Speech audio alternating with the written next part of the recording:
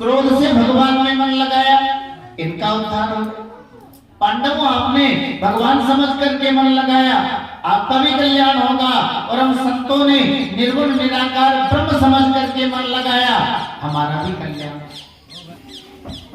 अपना मन भगवान में लग जाए, मन का परमात्मा में लगना, यही मुक्ति है।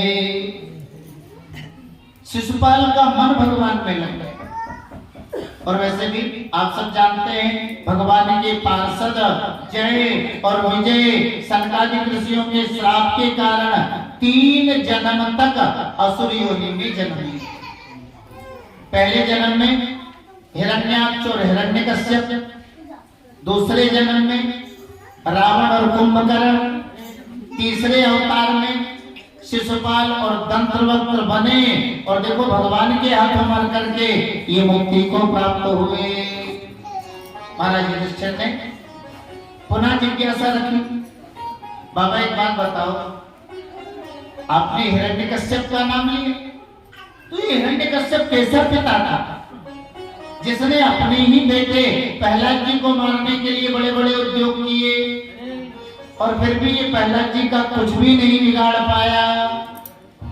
उस समय संत नारद जी ने वर्णन किया, देखो जी, जब हिरण्याक्ष भगवान बारह के हाथों मारा गया, हमारा सारा राज परिवार दुखी है।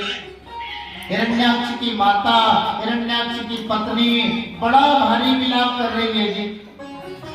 हिरण्यकश्यप ने सोचा, परिवार में सबसे बड़ा मैं, सबका मुखिया, अब देखो जी परिवार को संभालना ये मेरा उत्तरदायित्व है।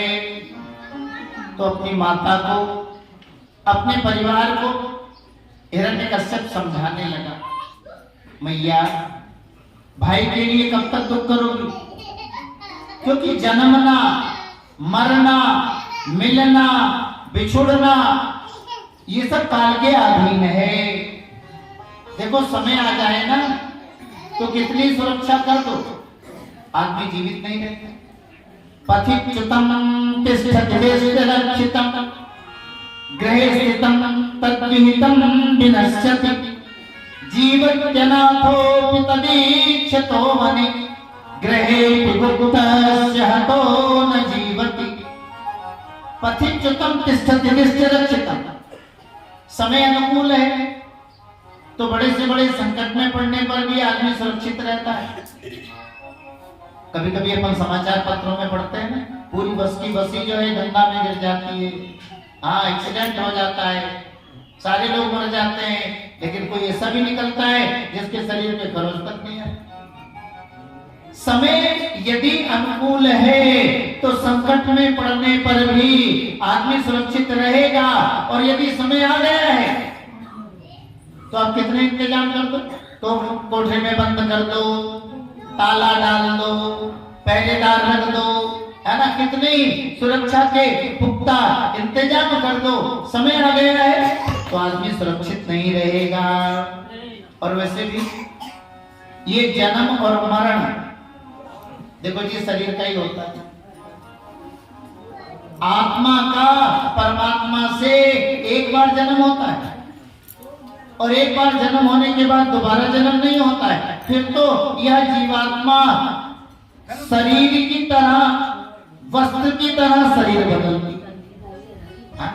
वासांसि जीर्णानि यथा त्याग देते हैं, नए वस्त्रों को समय आने पर धारण कर लेते हैं। उसी प्रकार यह जीवात्मा भी कर्म के अनुसार पुराने शरीर को त्याग करके नए शरीर को धारण करती है। आत्मा अजर अमर है, नित्य है, शाश्वत है, पुरातन।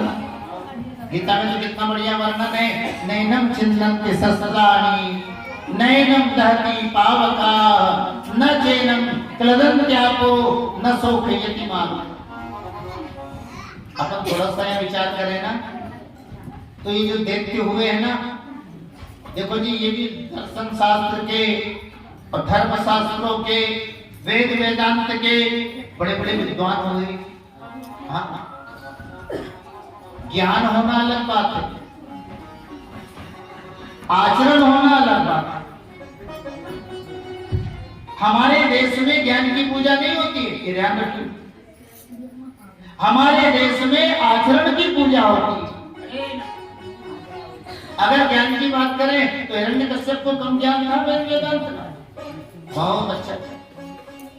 रावण को देखो कितना अच्छा ज्ञान, इसलिए संतों ने लिखा है पर उपदेश कुशल बहु तेरे, तुझे आचरहित नर नगने। उपदेश देना बोले बहुत सरल बात है, लेकिन उपदेश को जीवन में उतारना ये विशेष बात है। महाराज एक से बढ़कर एक उपदेशक अपने यहाँ हुए, और आज तो अपने समाज में बुरा मत मानना, उपदेश देने वालों की कमी नहीं है। हमारी माताओं में देख लो, एक से बढ़कर एक मिलेगी, हर गली में, हर मोहल्ले में। वो काम ऐसे नहीं ऐसे होता है जी, वो काम ऐसे नहीं ऐसे होता है जी। अरे मैयाओं, ज्यादा उपदेश देने के चक्कर में मत पड़ो, ज्यादा भगवान की भक्ति करो। मैंने कहा था ना, जो जैसा कर रहा है करने दो, आप अपने सामर्थ्य के अनुसार जैसा अच्छा लगे वैसा करो, क्योंकि उपदेश देना सरल है। शेर भर उपदेश है और पाव भर आचरण है, तो संत कहते हैं शेर भर उपदेश की अपेक्षा पाव भर जो आचरण है ना, वो ज्यादा श्रेष्ठ है।